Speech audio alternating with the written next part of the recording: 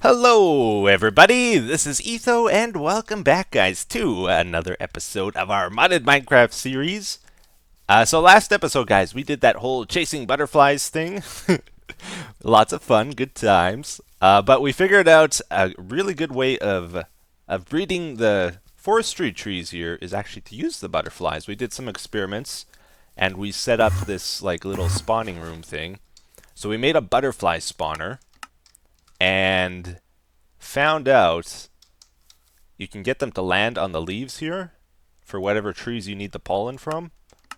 And when you kill them after they settle down, they drop the pollen. So then you can take that and apply it to leaves and get new trees out of it. So that's what I've been doing here. I probably spent maybe 2-3 hours crossbreeding the trees, and I just about got every single type. I think we're missing maybe 5 of them.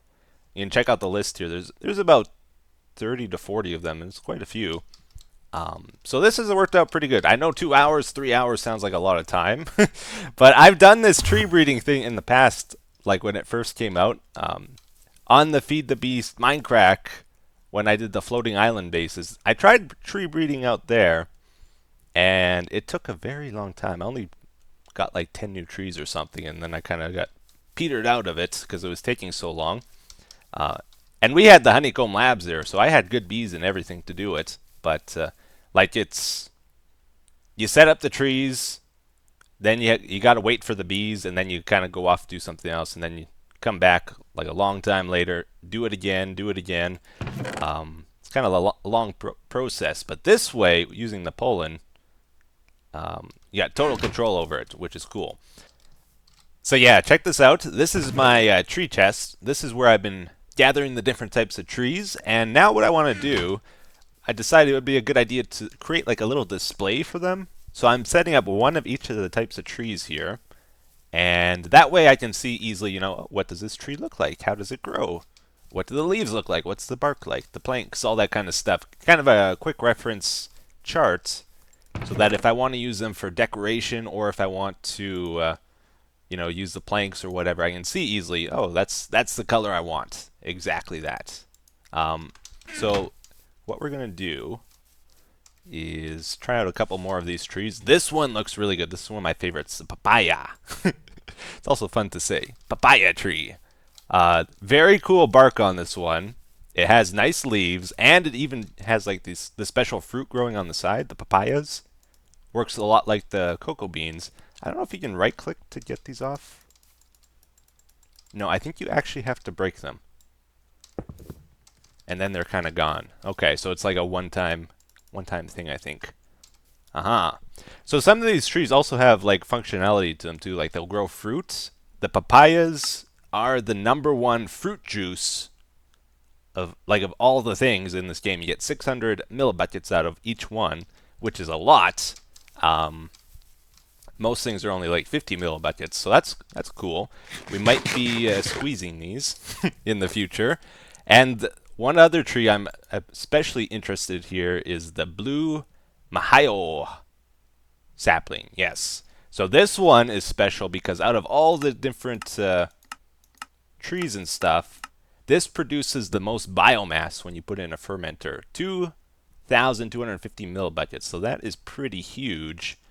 And what you can do with the trees as well, like after you get the different types all figured out here, you can also try to work on the traits of each of the trees. So if you can see this lower saplings, that means it doesn't drop many saplings. Matures, I think how long it takes to grow on its own. 1x1 girth, height small, yield lowest. That might be for the fruit and stuff. Actually, sappiness, I think that's how many saplings it drops, right? I'm not so sure now. Fireproof trees. I didn't even know that was a thing. That's crazy. So ideally, you want to make a tree here that matures quickly, drops lots of saplings, and that kind of stuff. Then you can get tons of biomass out of it. Yeah, so that might be a future project. Balsa saplings, I think, do drop a lot of saplings, don't they? Let me check these. Saplings high, yes. Sappiness lower. So I think this is what determines how many saplings they drop. Okay. Cool. But yeah, let's just work on our little display here. to begin with. We're not going to do trees this whole episode. I just kind of excited to show you because I spent a lot of time getting them, and we're going to be using these in our future builds, I'm sure, either for decorating or the planks and all that kind of stuff look really nice. What was that? The bull pine, maheo. We haven't done balsa. Balsa is a weird tree. Check this out. It's like really tall, and then it only gets like 5 leaves on it or something usually. That's why it drops extra saplings, because there's so few leaves on it. So that's a good one to crossbreed with. All right, very cool, guys. So I've been working on our tree display here, and just about got everything done, or at least all the trees I've got. We're still missing like 5, like I said. This one's interesting. It's like a really smooth bark. You could almost pass that off as like a rusty pipe or something, I think. I've been looking for a texture that looks like that. Kind of cool. I like that. Couple more trees here. Some of these have very brightly colored planks as well. Like this is the plum. Purple. There's a blue one. There's a green one, the citrus over here. This one, I don't know why. It's the only type that doesn't have the same plank texture. It's a different one. Looks kind of crazy, chaotic. Coco Bolo. But most of the planks are like a neutral color, so they're going to be easy to use. Got the teak one here. Very cool. So I think I'm happy with that. I do have 5 more tree types I haven't placed yet. These are the 2x2, and there's a 3x3 one here. Not exactly sure how to make those, or how to place them in our little display area here. And we might even build like a glass dome over top or something. Make it look like a greenhouse would be cool. This one was really hard to get though, because it takes 9 saplings. Oh, and it doesn't want to grow. Darn it.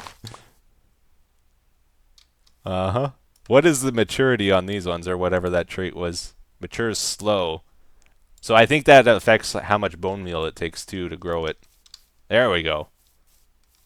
At the biggest, I think one of the trees is a 4x4. The sequoia, maybe? And that means you can make any tree a 4x4 by breeding them together. Even like the birch trees or the classic oak trees can become 4x4 if you want to make them that way. So that's cool. But yeah, anyways, I think we'll move on. Let's go do some other stuff. This is going to be like a random thing episode. Okay, so we're over here at the Thaumcraft base now, guys. Last time we were here, we found out we don't have enough... Oh! You scared me. Oh, man, that scared me. You don't expect things to talk to you in this game. Gotta admit that. Oh, okay. What was I saying? Yeah, we don't have enough crystals at our infusion altar here, so we're getting like problems when we're trying to infuse things. I'm gonna make 64 more of these. I have currently 64 down there, I believe. So let's double that. There we go. So we'll try this out for a little while and see if we have any more problems still. If we do, we'll add more. But yeah, last time we were here, I also was trying to automate our infusion altar here. And one thing I tried, like we set up an ME system to do it and all that stuff, which seemed to work pretty decent. One thing, though, that I wasn't able to figure out is how to automatically start the infusion. I tried an autonomous activator. That did not work. But you guys told me an extremely cool trick. Apparently what you can do, because the autonomous activator works kind of like a player, it's like a ghost player, a fake player, what you can do is create a tome of knowledge, which basically copies what you know in Thaumcraft. Right click with it, okay. And you're supposed to like give this to another player to share it, right? But since this is a ghost player, like a fake player, it sounds like you can share your Thaumcraft knowledge with it, and then he learns how to use the infusion altar. So let's try that out. That sounds really cool. Right click. Uh-oh. Uh-oh. Maybe not. Left click. It is running. Okay, so here's what we're going to try. I expected this to disappear after it gets used. Maybe it doesn't. I'm going to try to put the wand in here with it. There we go. That's what it is. So this doesn't go away. Interesting.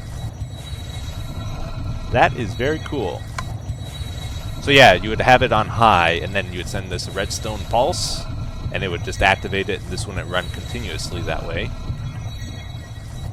Very cool.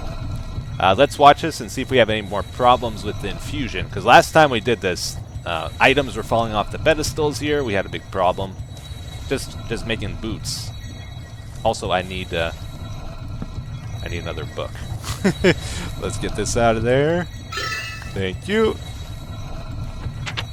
Yeah, looks good. Nice. Automatic crafting. Infusion. Very cool. What is the level on the boots? Let's just check that real quick. Because some of them are dangerous, some of them are insane. This is... Oh, wow, this is negligible. And it had a problem last time with 64 of those. That's a little scary. So we might need to add a lot more crystals. Okay. This will be done one day. Not one day soon, but one day. So I'm making some 64K ME storage cells over for the Thaumcraft base. I just started making these, and they take a very long time. Like, most of the stuff I got over here are the 4Ks. You usually don't need anything more than that, but since I'm late game into our world here now, I started making these. I think I made 3 here. Yeah, my system's pretty slow.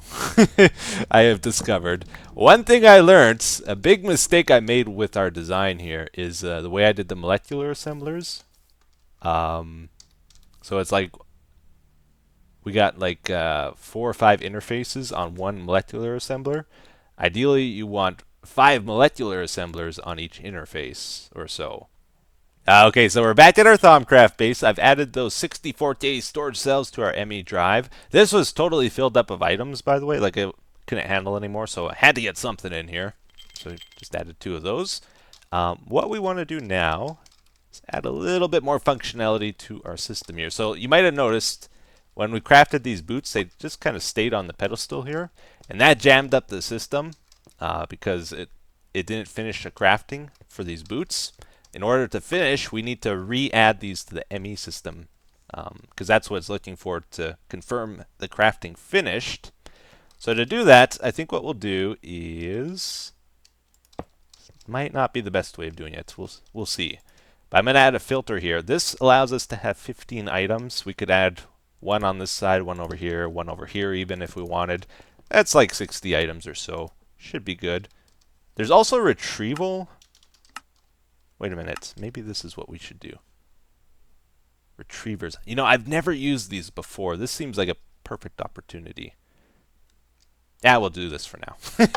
I might need to look into those into the future, though. It seems like it might be the time to use one. Okay, so I'll just add a whitelist the boots. That'll pull them out. Let's turn this on. All right. And then we got to re-add them to the ME system. So I'm going to bring it down here. And if you ever have pipes next to each other, a cool thing that's been added is you can just click it with a wrench. So that disconnects them. And I don't know, do you need a chest when you convert from item ducts to ME cables? I always use a chest. Do these attach? They don't attach to each other. You guys will have to let me know. Is there any tricks to converting from one to the next? Because I always do this. I use a chest. Don't want that to connect. And then we need an import bus to import items into our ME system. So anything that goes in the chest here goes into the system. And then connect to here. Good. So if the boots go in here, they go into the ME system. Nice and simple. All right, so we'll do that. The other thing we got to do is activate our autonomous activator here.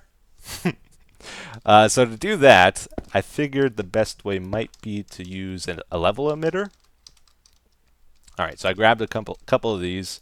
This outputs a redstone signal, and we want to give it a crafting card. Did I bring one?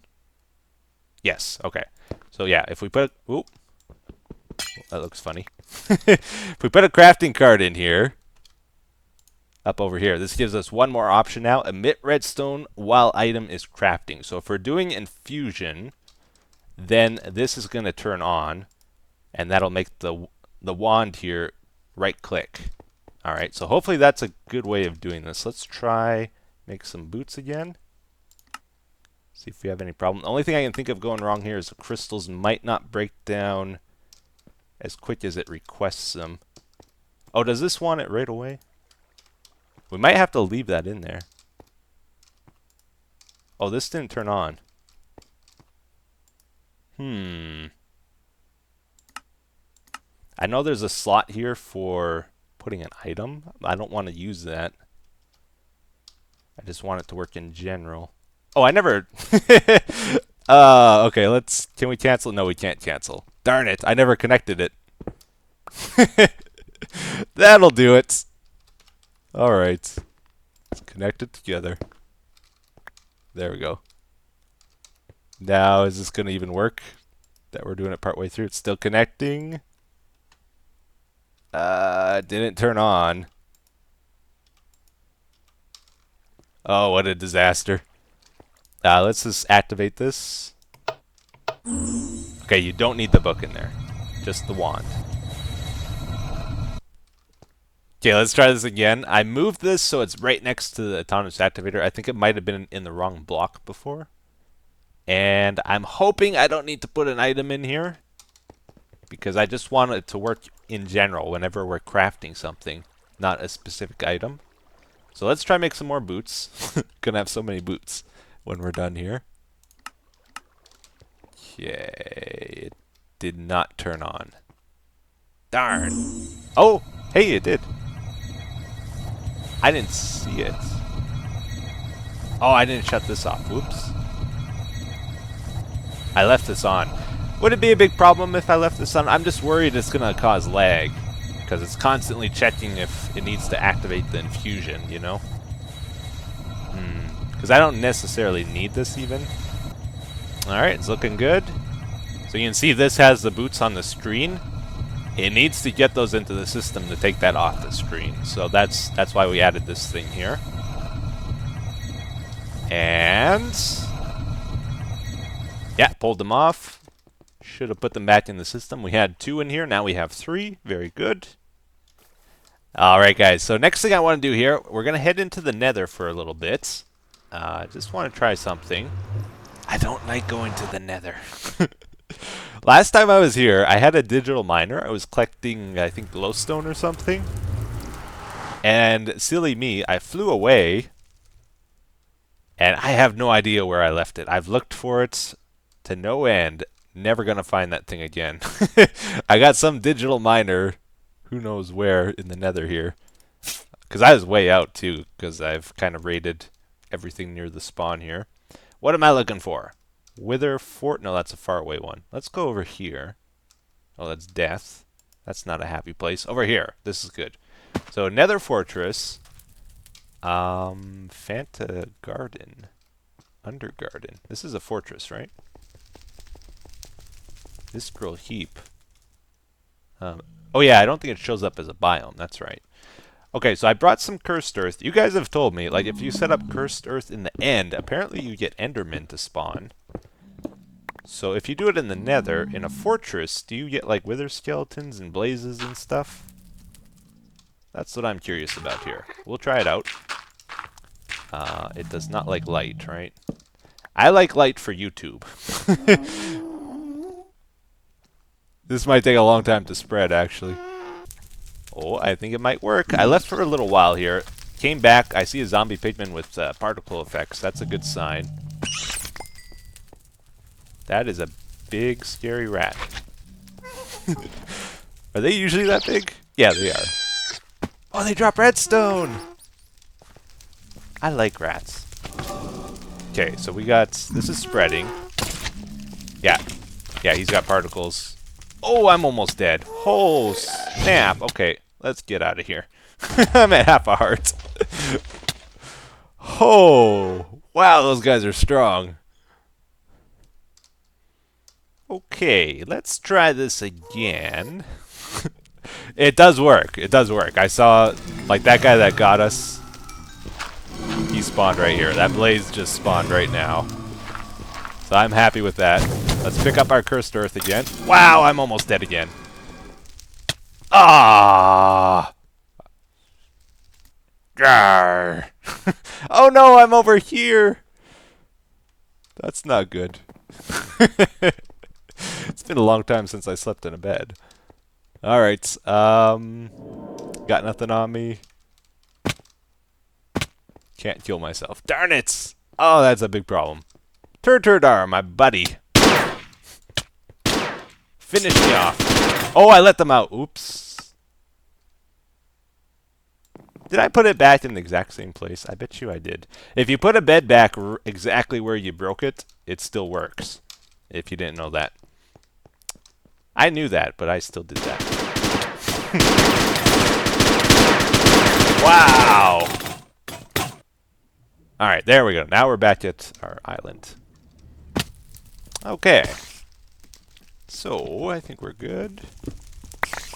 Get all our goodies again. I'm going to take an apple just in case.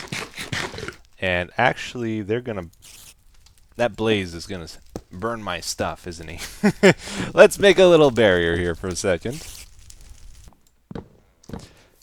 Okay, so I just checked the time on this episode, and honestly, I don't know where it went, but it is about that time to call it. So I guess next time we're going to probably build like a Cursed Earth Blaze and Wither Skeleton farm, because I do want to start getting Nether stars, so we can fight like the Gaia Guardian, and I know the Icarus stuff at Thaumcraft takes tons of Nether stars. I want to upgrade my Tinker's tools and all that kind of stuff, so should be a fun project. But for today, I think that's it. So let's move on to the comment of the day. It says, "Hey Etho, I have a question. Do/did you play Pokemon? If so, I'm sure myself and many others would be curious if you play competitively or casually, if you even play at all. Thanks."